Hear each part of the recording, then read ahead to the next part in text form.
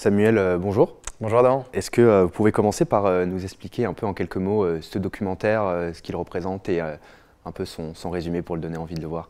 Alors, ce documentaire Time to Work, c'est le troisième documentaire de la série Work in Progress, où on s'interroge sur les transformations du travail. Et pour ce volume-là, on a choisi de s'intéresser à notre rapport au temps de travail. On se pose la question, est-ce qu'on travaille trop? Et on essaie d'y répondre à deux niveaux, avec à la fois une approche qui est très concrète, quelles sont les innovations organisationnelles, managériales, les outils qui existent déjà sur le sujet, et une approche philosophique, évidemment. Est-ce qu'on travaille trop? C'est pas une réponse, c'est pas une question à laquelle on a des réponses immédiates. Dans les deux précédents documentaires de la série, vous avez interrogé notre rapport au travail sous les angles de la réinvention des modes de travail puis des leviers de motivation.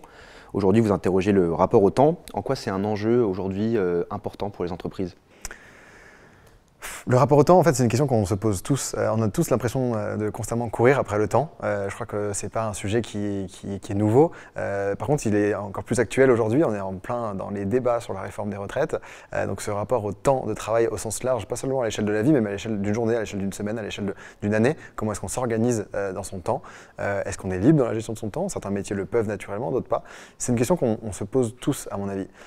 Et on est réputé en France pour être très attaché au présentéisme, ce qui est vrai par rapport à certains pays, mais ce qui n'est pas vrai du tout quand on compare à d'autres pays qu'on a été visités, comme le Japon, par exemple. Et donc je crois que c'était un sujet qui était intéressant parce que le rapport au temps, il marche. Enfin, c'est un questionnement qui est intéressant, peu importe le secteur, peu importe l'entreprise, peu importe le poste qu'on a dans l'entreprise et peu importe également le pays dans lequel on est. Et donc c'est intéressant à un moment donné de se poser ces questions-là parce que dès qu'on a identifié la façon dont on dépensait son temps, qui est quand même notre ressource la plus précieuse dans notre vie, ensuite on peut faire des ajustements. On peut se dire, non, je vais l'allouer un peu différemment. Mais d'abord, il faut connaître comment est-ce qu'on alloue son temps. En quoi la confrontation des différentes cultures de travail, des différentes façons de travailler était importante pour mettre en perspective votre sujet? Comme c'est une question qui est universelle, le rapport au temps de travail, c'est aussi intéressant d'avoir des points de vue qui viennent un petit peu de partout parce que y en a certains qui vont vouloir vraiment réduire le temps de travail et de façon différente. On le voit avec la semaine de 4 jours, on voit avec le fait de finir sa journée plus tôt. D'autres qui vont se dire, mais en fait, c'est pas tellement le sujet, la réduction du temps de travail. Nous, ce qui nous intéresse, c'est plutôt comment est-ce qu'on peut choisir plus librement son rythme, comment est-ce qu'on peut l'intégrer différemment. Et d'autres qui vont dire, mais en fait, non, nous, le travail, c'est la vie c'est le travail, on veut travailler à fond et nous, on s'épanouit dans le fait de travailler tout le temps. Et il n'y a personne qui a raison dans le fond en fait. Je crois que la bonne question c'est qu'est-ce qui moi me convient, qu'est-ce qui est important pour moi, comment est-ce que moi je m'épanouis. Et une fois que je me suis posé cette question-là, là je peux ensuite me diriger vers le bon rythme de travail qui me convient. On a été voir des pays qui ont une approche du temps, comme au Japon par exemple, où on a vraiment un attachement énorme au présentéisme, où les gens travaillent très très tard, travaillent énormément. D'autres pays où les journées sont beaucoup plus courtes, comme en Suède, où le parti pris c'est de réduire le temps de travail au maximum, avec ce slogan « Work smart instead of hard », essayer de travailler de façon intelligente plutôt que comme un forcené. Et au contraire, le présentéisme est très mal vu. Si je finis tard ma journée dans les pays scandinaves, c'est plutôt parce que je me suis mal organisé et j'aurais tendance à demander de l'aide pour avoir besoin de réduire ce temps de travail. Donc il y a ceux qui veulent le réduire, ceux qui veulent l'intégrer différemment et puis ceux qui s'épanouissent dans un temps de travail qui est considérable aussi. Cette idée dans le documentaire, c'est aussi de montrer plusieurs parcours, plusieurs chemins, qu'il y a des personnes qui ont des perspectives qui sont très différentes, qui s'épanouissent de façon différente et ça peut venir d'un pays ou d'une autre. C'est-à-dire que j'ai du mal à faire des généralités. Effectivement, au Japon, en général, on travaille plus longtemps qu'en France. Et en France, on travaille en général plus longtemps qu'aux pays scandinaves.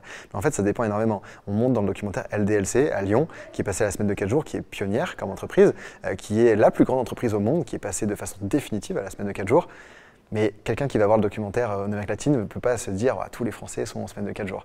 Donc difficile de faire la généralité, mais intéressant par contre d'avoir des bonnes pratiques qui viennent d'un petit peu de partout pour réfléchir et s'interroger soi-même sur sa propre pratique du travail et son propre rapport au temps de travail.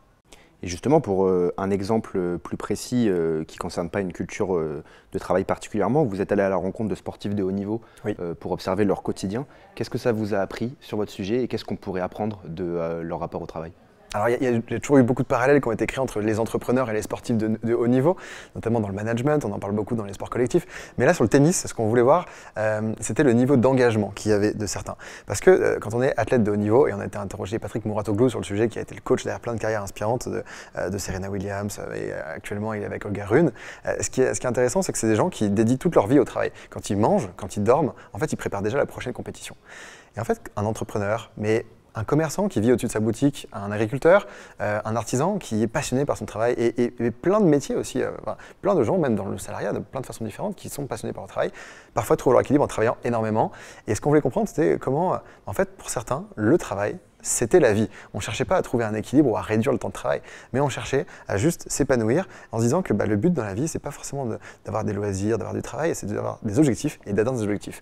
Peu importe si la société va considérer ça comme étant du travail ou non, mais qu'il y a certains qui ont trouvé leur équilibre dans un certain niveau d'engagement qui peut paraître très poussé. Et c'est assez visuel de le montrer avec le sport. Quels sont les grands enseignements que vous retenez de ce documentaire et de ce questionnement que vous êtes allé challenger dans le monde entier? La première question qu'on s'est posée, c'est est-ce qu'on travaille trop? Ce qui nous a paru le plus évident, c'est de se dire oui, il n'y a jamais eu autant de burn-out dans le monde, de problèmes de santé liés au travail, donc forcément on travaille trop, il faut réduire le temps de travail. Puis en creusant un petit peu, on a vu des bonnes pratiques sur le sujet et on s'est dit mais certains n'ont pas envie de réduire le temps de travail, ça leur plaît bien, donc peut-être qu'ils ont envie de trouver un rythme différent. Et ça, c'est ce concept que j'aime beaucoup, moi, et c'est peut-être celui que j'ai envie de retenir personnellement, c'est le concept du life-work integration. C'est-à-dire que on intègre dans la même semaine son travail, sa vie perso, tout ça se mélange bien en fait, on l'intègre parfaitement. Et même plus encore que juste dans la façon dont ça s'organise de façon logistique, on est aligné avec ce qu'on fait aussi. On n'a pas l'impression que le travail c'est quelque chose qui nous coûte, qui nous demande un effort. On a envie de le faire parce que ça nous parle, c'est des projets qui nous parlent. Et puis en creusant tout ça, on s'est rendu compte aussi que c'était pas forcément la bonne question, cette question de départ, est-ce qu'on travaille trop? Parce que la bonne question c'est d'abord, qu'est-ce que c'est que le travail? Et c'est là où on a dû élargir un petit peu le sujet et sortir de juste du temps de travail, de juste notre chronomètre et de se dire, voilà, on a besoin en fait d'anthropologues, de sociologues qui vont réfléchir au sujet pour nous faire un peu dézoomer et nous faire voir à l'échelle de l'humanité, à l'échelle d'Homo sapiens, on en est où dans le rapport au travail, revenir au chasseur-cueilleur, et ça c'est le rôle de James Huseman dans ce documentaire. Justement, vous citez James Huseman et sa définition du travail. Est-ce que vous êtes aligné avec la définition qu'il en fait, ou est-ce que vous pensez que chacun doit avoir sa propre définition pour avoir un rapport sain au travail? Je crois que la définition du travail, elle est très personnelle, parce que pour certains, le travail est vraiment vécu comme quelque chose de désagréable et on veut s'en débarrasser le plus vite, et donc ça va être assimilé à soit un lien de subordination, ou soit à un rapport marchand, un salaire. Pour d'autres, et moi personnellement, j'aime beaucoup ce que je fais, donc je me reconnais bien dans cette définition de James Huseman qui est le travail comme une dépense d'énergie dans un but précis. Et je trouve qu'elle est intéressante aussi parce qu'elle prend en compte tout le travail gratuit qui est effectué.